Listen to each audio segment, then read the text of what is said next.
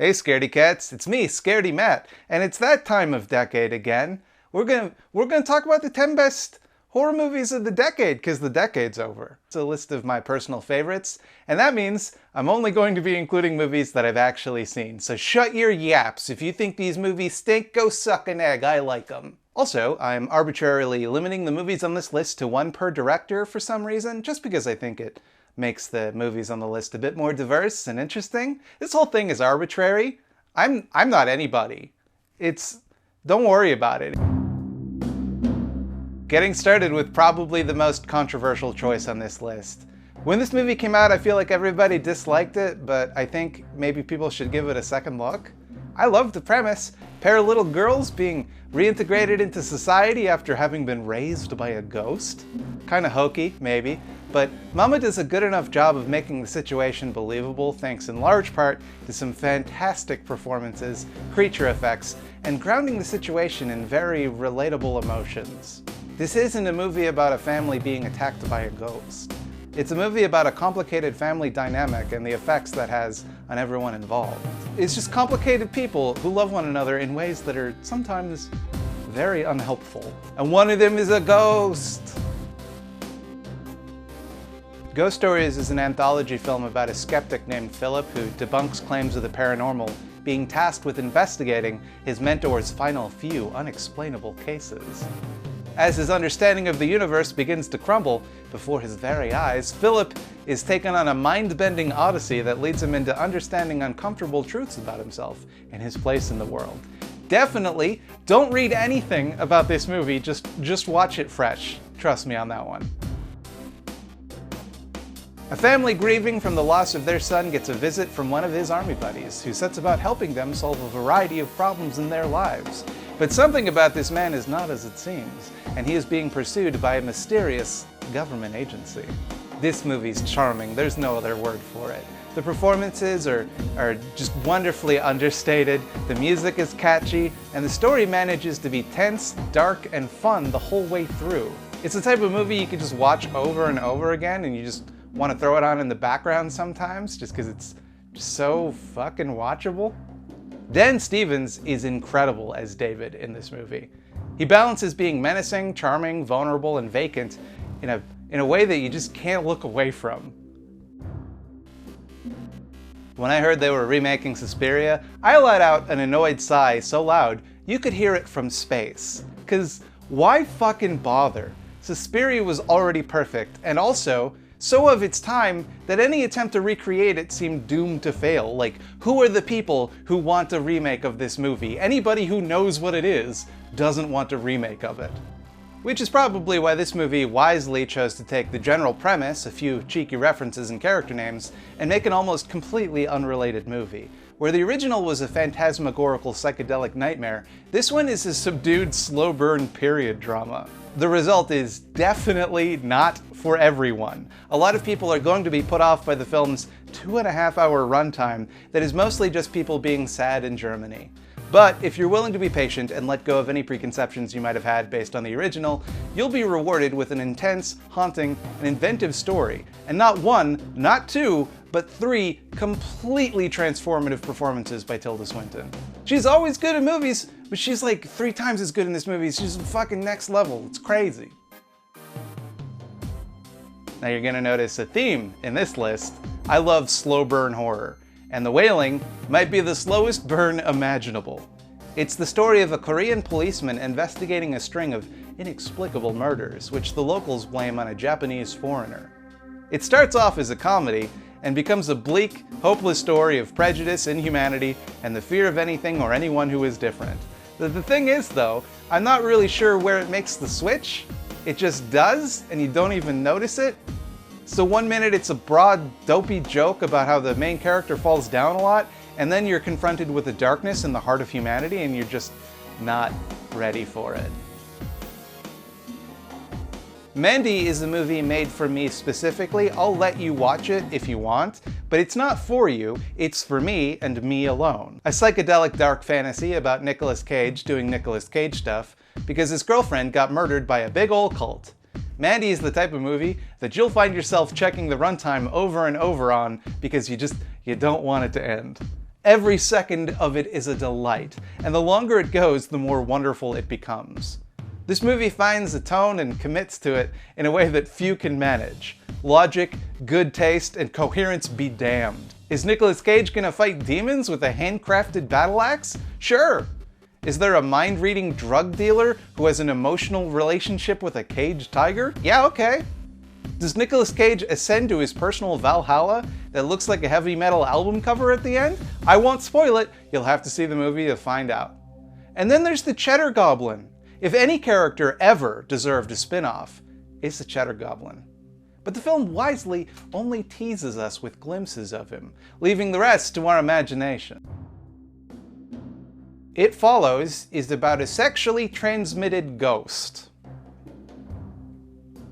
It's also one of the most beautiful movies I have ever seen. A relentless, pulse-pounding horror movie married to a somber reflection on the transition from child to adult, and the loss of innocence that must come along the way with that. The whole movie is so wonderfully off-kilter, from the weird, stilted dialogue, to the anachronistic fashion and technology, to the bizarre and incredibly specific premise. Everything about It Follows leaves you bewildered and constantly questioning what exactly you're seeing. And the soundtrack is a work of genius, including a stinger that rivals the Psycho, Jaws, or Halloween themes for setting the mood.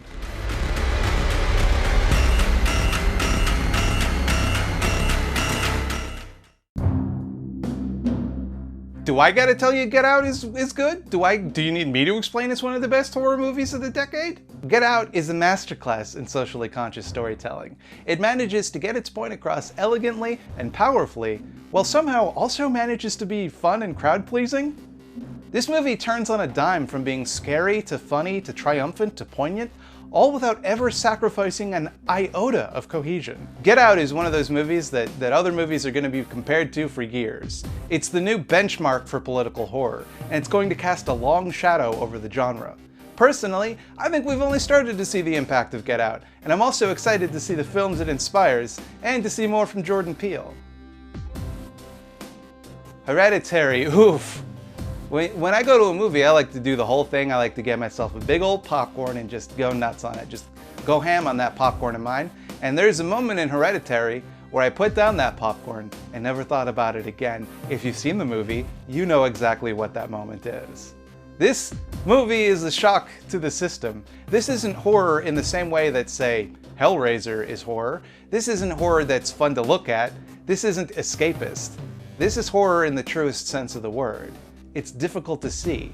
It makes you uncomfortable. Hereditary is challenging. There is nothing in this movie that lessens the impact of the events happening on screen. There are supernatural elements, but the real horror comes from grief, mental illness, and abuse.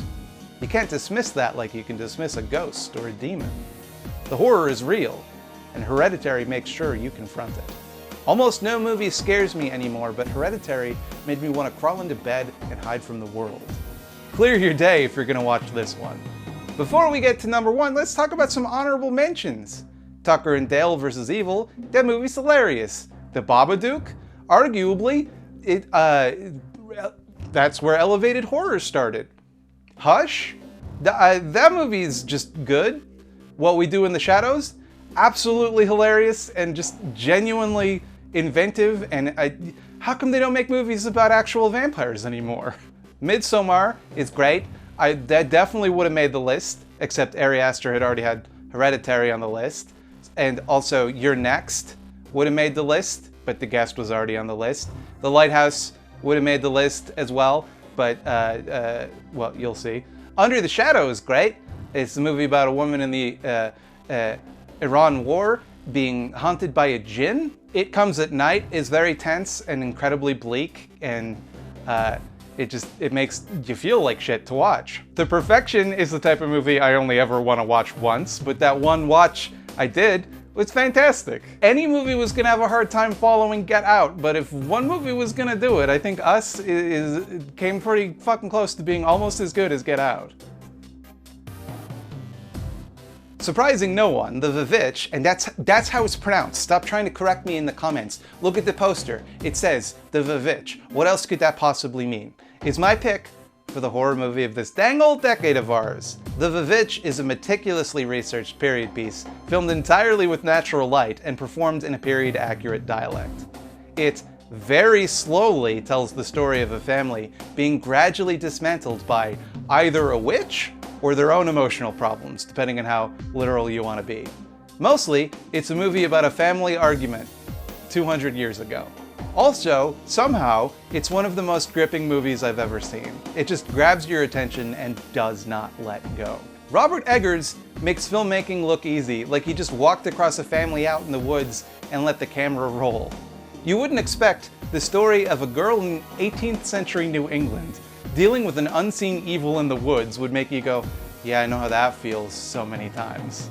I rewatched The Vivitch recently, and it turns out I need not have bothered, because every second of it was burned into my mind. The Vivitch, if you haven't, there's 2 cat paws up, which is how we've rated movies since the beginning of this channel.